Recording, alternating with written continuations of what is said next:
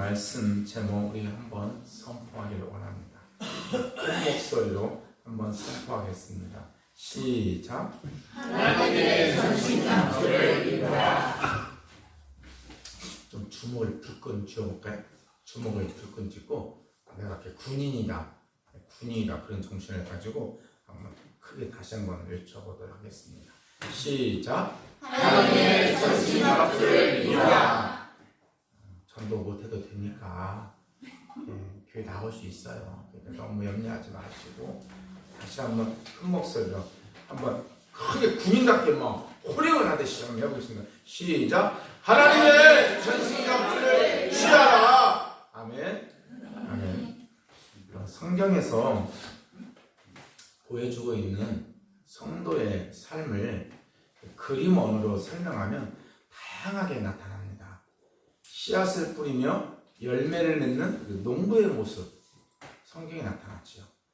강이나 바다에서 고기를 낚는 어부의 모습으로 설명해 주기도 하고, 또 양을 치는 목자의 모습으로, 또 결혼 생활하면서 신랑을 애타게 기다리는 신부의 모습으로 성도들의 삶을 보여주기도 합니다. 또 목적지까지 달려가야 되는 경주자의 모습으로 보여지기도 하고, 또 광야를 지나 저 젖과 꿀이 흐르는 가나안 땅을 향해 긴 여정을 떠나는 그런 나그네 인생의 모습으로 비춰주기도 합니다. 또 수많은 적들과 싸워서 승리해야 되는 그런 군사의 모습으로도 보여지기도 합니다. 대부분 이렇게 그림 언어로 성도의 삶을 성경에서 보여주고 있는데 다 상징이지요.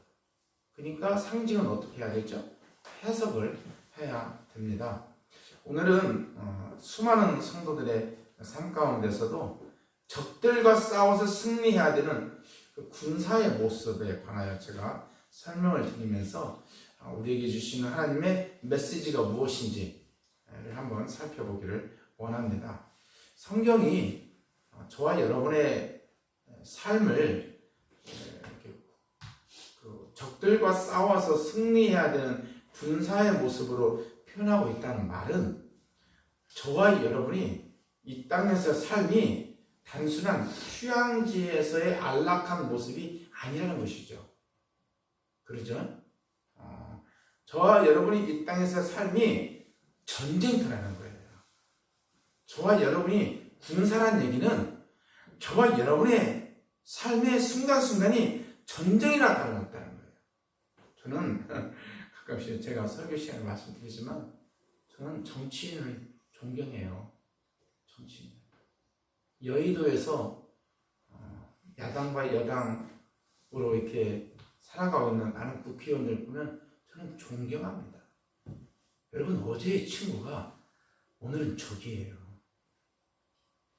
여러분, 그런 인생을 살아가는 사람들이에요. 거기서 그 한 석을 얻기 위해서 목숨을 바쳐야 되는 거죠. 거리에 쏟아지는 수많은 현수막들을 보면서 여러분은 어떤 생각이 드십니까? 저는 전쟁터에서 휘날리는 깃발로 보여요. 반드시 이겨야 되는 거예요.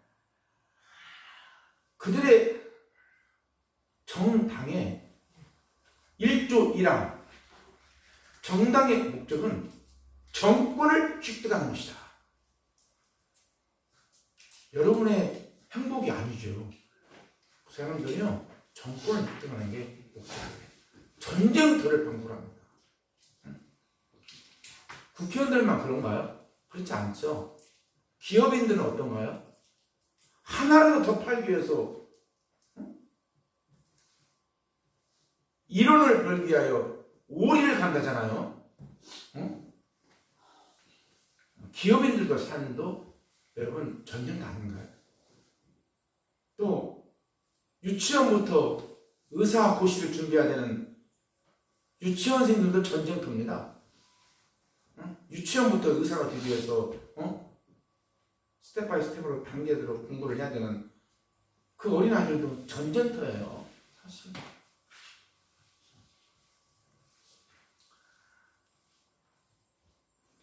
죽는 것도 전쟁터입니다. 전주시 장례 문화원에서 승하원을 가고 효자 추모관으로 암장하는 것도 전쟁터예요. 그것도 전쟁이에요. 순서가 있어요. 너무나 치열해요.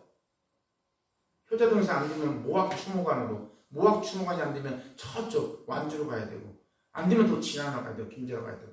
죽는 것도 전쟁이에요, 여러분. 우리 인생의 모든 게 다 전쟁입니다. 신앙생활도 전쟁이에요.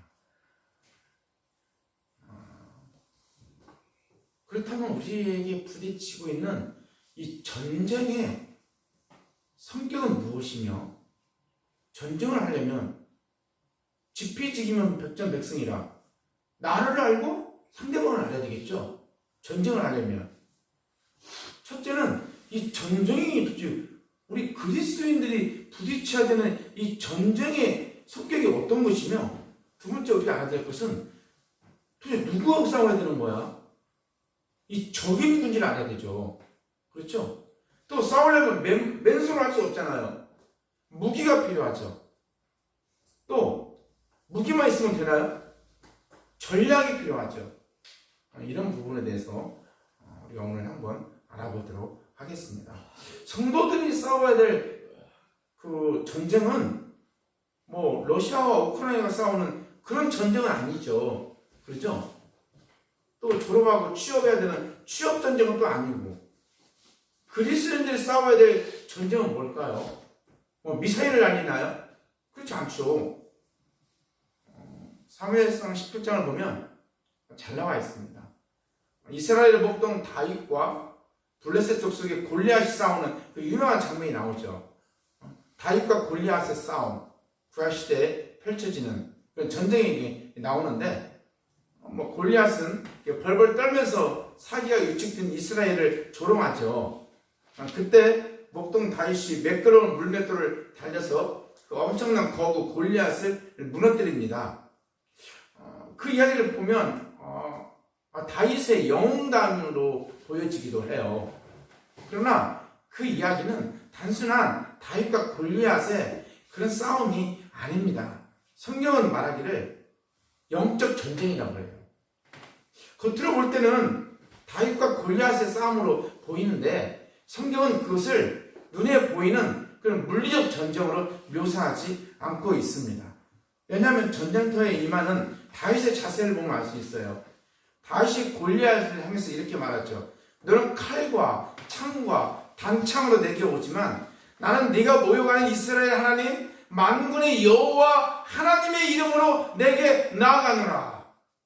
좀 전쟁이 좀 이렇게 약간 다르잖아요. 한쪽에서는 칼과 창으로 나가는데 한쪽에서는 만군의 여호와 이름으로 나간다는 거예요. 이건 우리가 흔히 알고 있는 그런 고대 전쟁이 아니잖아요. 응? 그렇잖아요. 뭐 칼과 창과 단창으로 다가오니까 철기 문명과, 한쪽에서는 또 물맷돌로 나오니까 구석기 문명, 철기 문명과 구석기 문명이 충돌하는 문명의 충돌인가요? 그것도 아니죠. 응? 하나님의 이름을 정면에 내세우는 영적인 전쟁이라는 거예요. 근데 인간의 눈으로 볼 때는 그게 영적인 전쟁으로 안 보여요. 물맷돌과 이 골리앗과의 싸움으로 보여요. 칼과 창과의 싸움으로 보인다는 거죠. 근데 성경 기자는 전쟁이라는 건 여호와께 속한 것이다 라고 성경 곳곳에서 말하고 있어요. 여러분 지금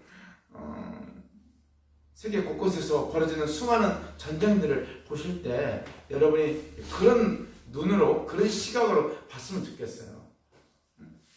그냥 막연히 러시아라는 민족과 우크라이나가 서로 싸우고 있구나, 이스라엘과 이란이 싸우고 있구나, 눈에 보이는 미사일 전쟁으로 보지 마시고 그리스도인의 영적인 시각을 가지고 보세요. 그 전쟁의 배우는 누군가, 그 전쟁의 배우. 욥기서를 보면 아주 재미있는 장면이 나오죠. 우리의 눈으로 보이는 게 전부가 아니라는 거예요. 욥기서를 보면 동방의 의인 욥이 어느 날 재앙을 당합니다.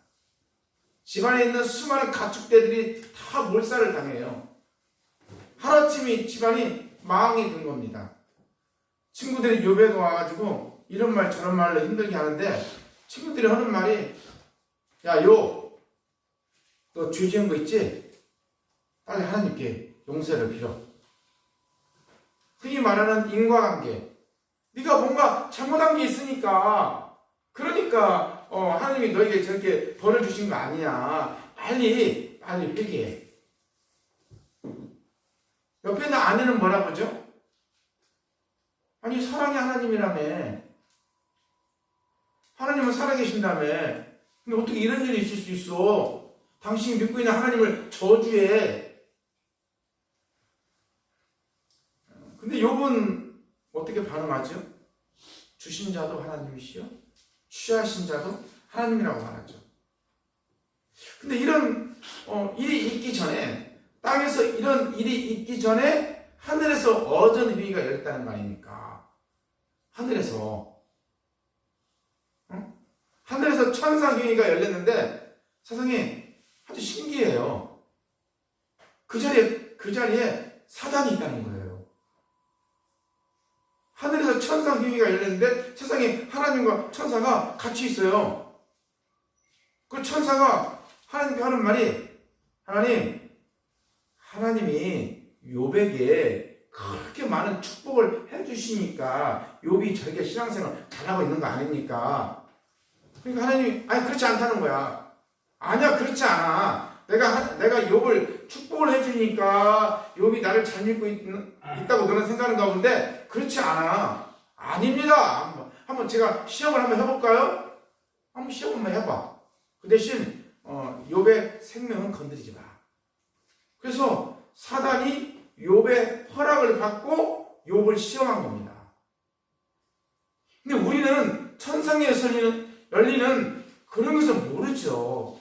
그냥 눈에 보이는 오늘 교통사고가 나면 내가 실수를 해서 교통사고가 났다고 생각하죠. 그렇지 않나요? 러시아와 우크라이나가 서로 싸우고 있으면 우크라이나에 있는 수많은 자원들을 뺏어가는가 보다. 러시아가. 미국과 이란이 싸우고 있으면 미국이 핵 우라늄을 강탈해 가려는가 보다. 이렇게 겉으로밖에는 모르죠. 그 배후에 누가 있으며 가장 근본적인 원인이 뭔지는 우리는 몰라요. 그냥 겉으로 보이는 거 가지고 인과관계로 판단할 뿐이에요. 근데 성경은 이 땅에 일어나는 모든 전쟁의 배후에는 악한 영이 있다는 거예요. 악한 영이 있다는 거예요.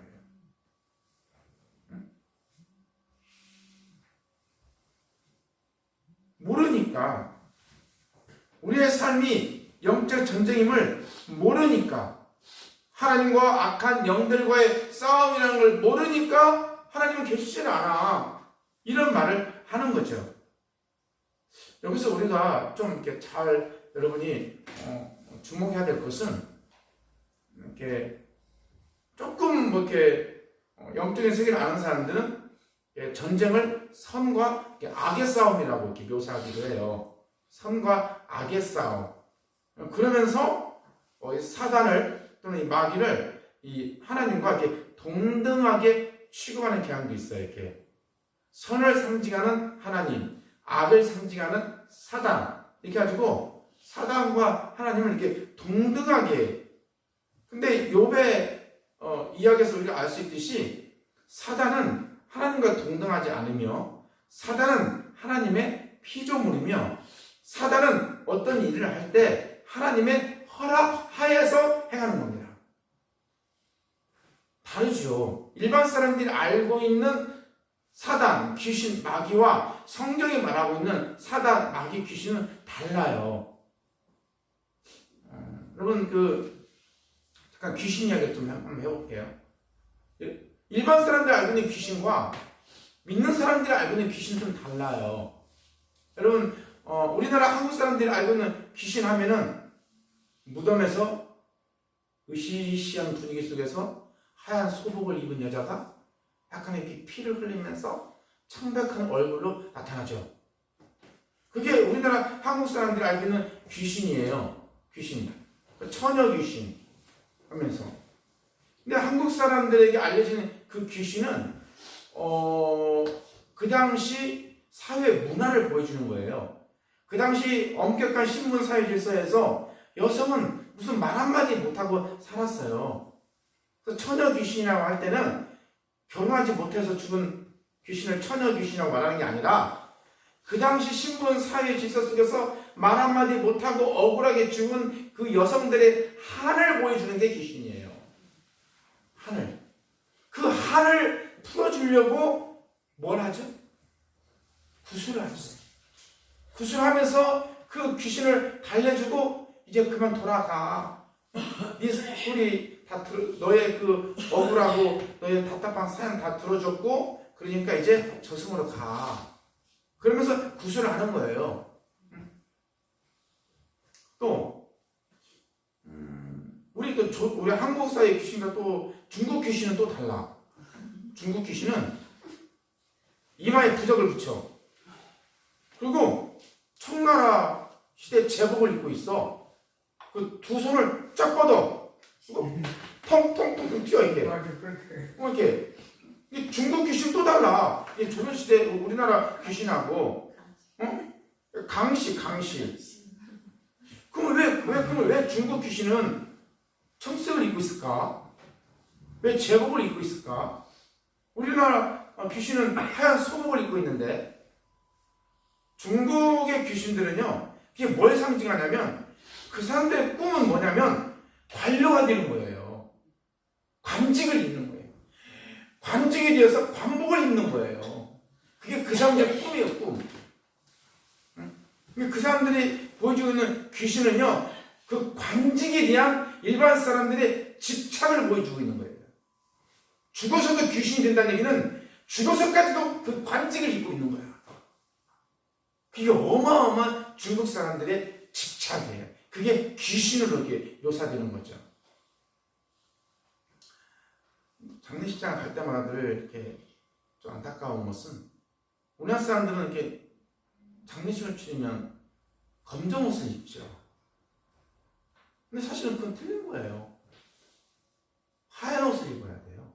하얀 옷. 근데 서양은 장례식을 치르면 검정 옷을 입어요. 동양은 장례식을 치를 때 하얀 옷을 입어요. 근데 이게 서양 물결이 와다 보니까 이 장례식 문화가 바뀌었어. 저도 늘 그런 고민을 하는데 왜 검정색을 왜 입지? 하얀색을 입어야지. 재활용하려고. 좀 안타까운 일이에요. 근데 성경은 한국의 귀신이나 중국의 귀신들처럼 그 당시의 사회적인 문화를 반영하는 게 아니고 성경은 이 귀신을 또는 마귀를 이 사탄을 하나님을 대적하는 악한 영으로 봐요. 이게 귀신을 바라보고 있는 이 관점이 완전 다른 거예요. 하나님을 모르면 이 귀신을 대하는 것도 완전 달라요. 하나님을 모르는 사람들은 당연히 1,000,000원 주고 또는 5,000,000원 주고 무당 불러야죠. 하나님을 모르니까. 그러나 하나님을 아는 사람들은 무당 안 불러요. 귀신은 하나님을 대적하는 악한 영이기 때문에 우리는 그냥 가성비 최고의 말로 선포하죠. 나사렛 예수 이름으로 명하노니 이 귀신은 물러갈지어다. 말로 선포하는 거 이렇게 말로. 우리의 적이 누군지를 정확히 아셔야 돼요. 정확히. 우리의 적이 누군지를 정확히 모르면 수많은 돈을 써요. 수많은 시간을 낭비하고.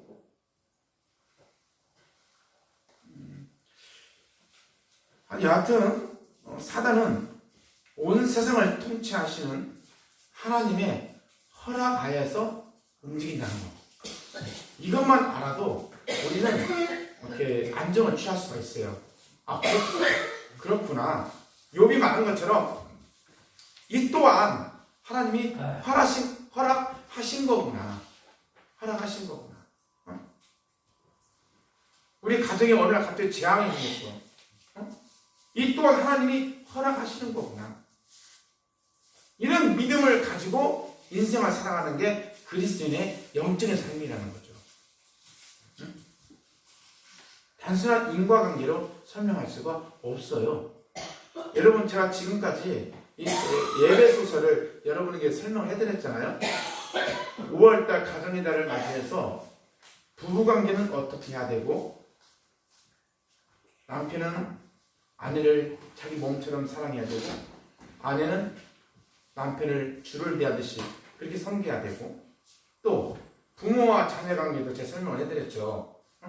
부모는 자녀를 정말 인격적으로 훈육해야 되고, 자녀들은 부모를 공경해야 되고, 또 직장에서 직장과 종의 관계도 설명을 했죠. 그리스도를 대하듯이 해야 된다고.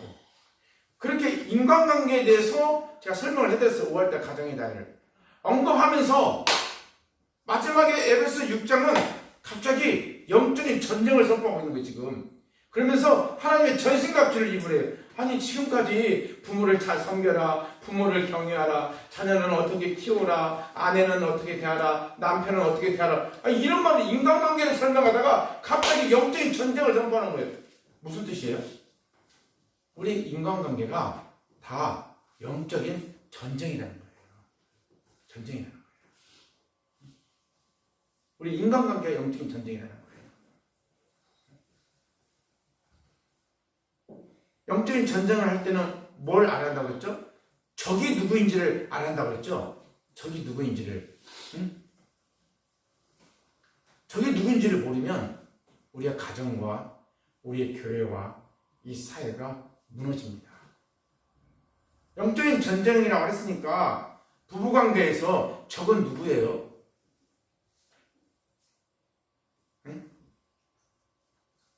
돈 못 벌어오는 남편이 적인가요? 공부 못하는 자식이 원수 아닌가요, 혹시? 갑질하는 직장 상사 혹시 우리의 적이 아닐까요? 민주당을 사랑하는 여러분 혹시 무소속이 적 아니에요?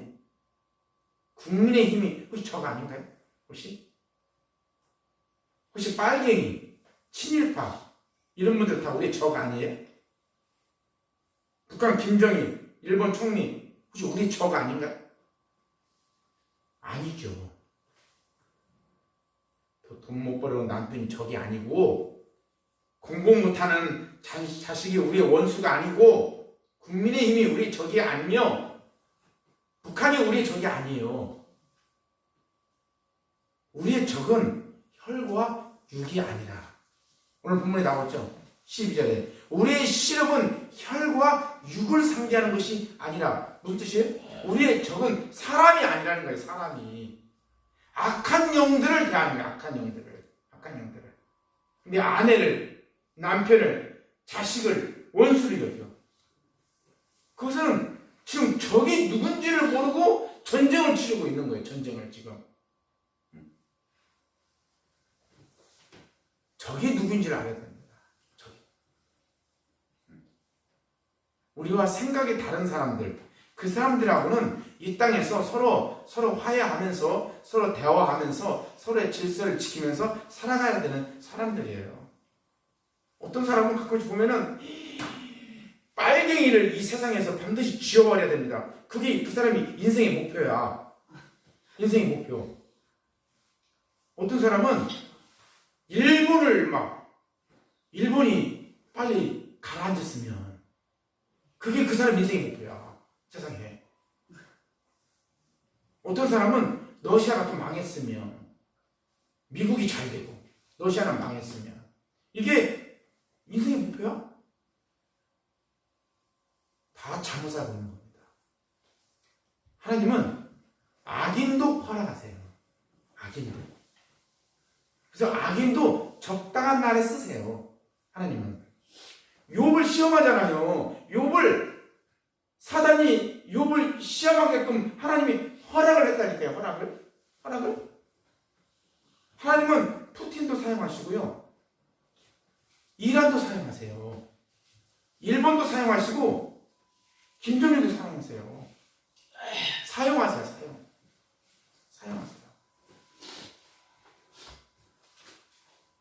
국민의힘도 사용하시고 무소속도 사용하세요.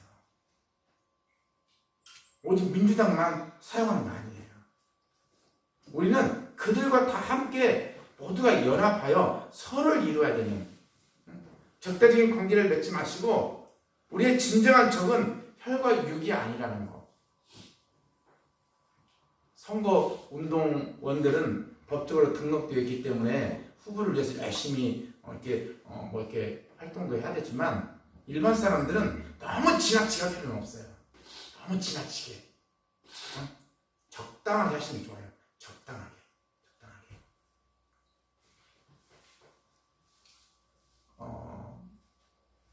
그 적이 누군지를 정확히 아는 게 제일 중요하고요.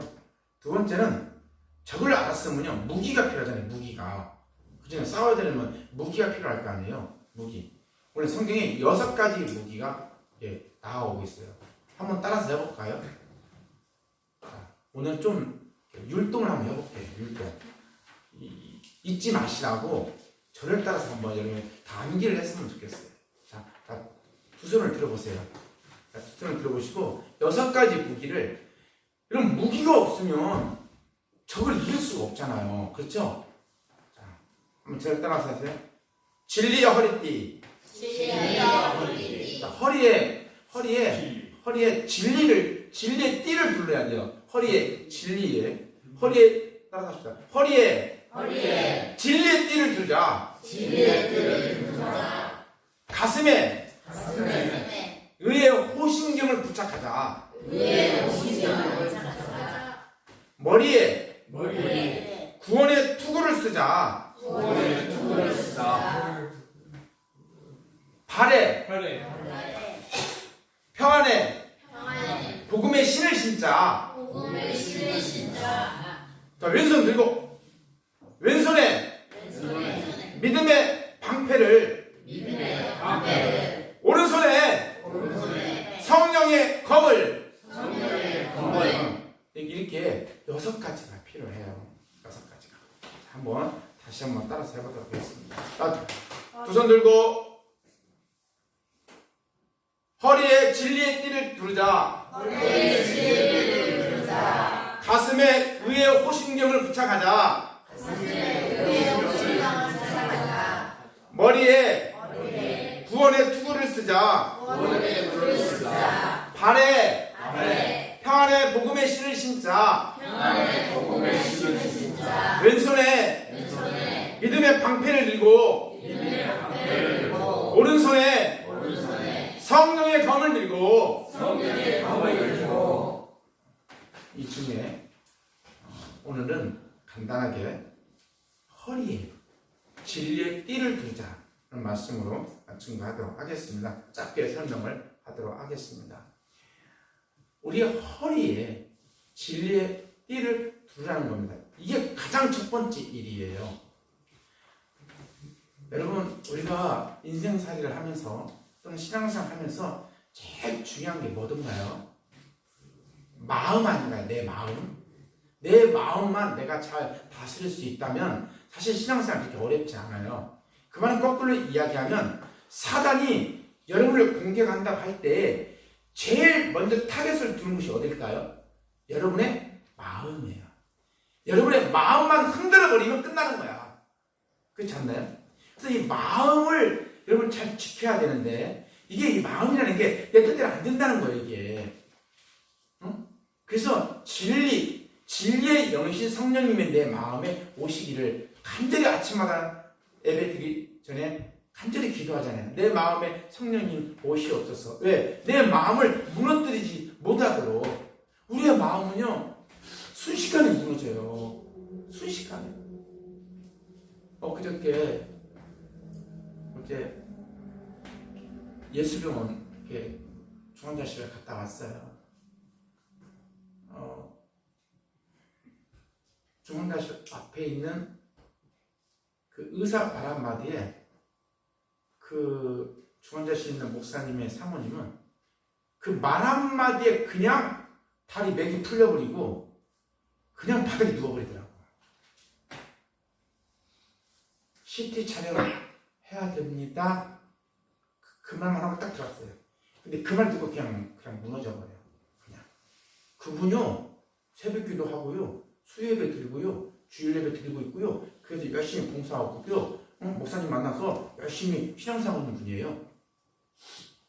그 말 한마디에 그냥 맥이 풀려버리고 무너져 버려요.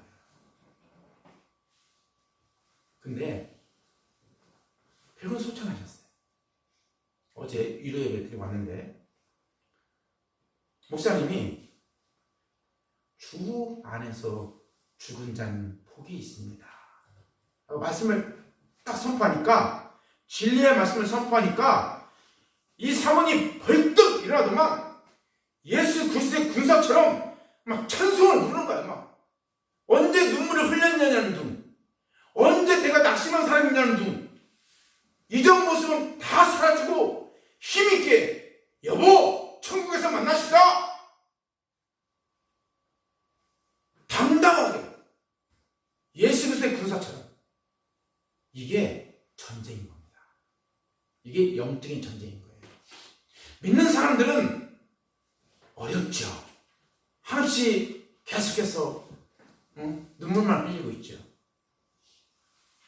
가슴이 무너지지만 믿는 사람들은 진리의 허리띠를 두는 사람들, 그렇지, 주 안에서 죽은 자는 복되지. 짧은 인생 어차피 한 번 가는 건데 주 안에서 죽은 자는 복이 있지, 천국에서 또 만날 수 있지. 이 진리를 믿고 있는 사람은요 벌떡 일어납니다. 벌떡 일어나요. 그러면서 씩 웃으면서 내 손을 딱 잡더라고. 그렇지, 이게 우리의 모습이지. 이게 우리의 모습이지.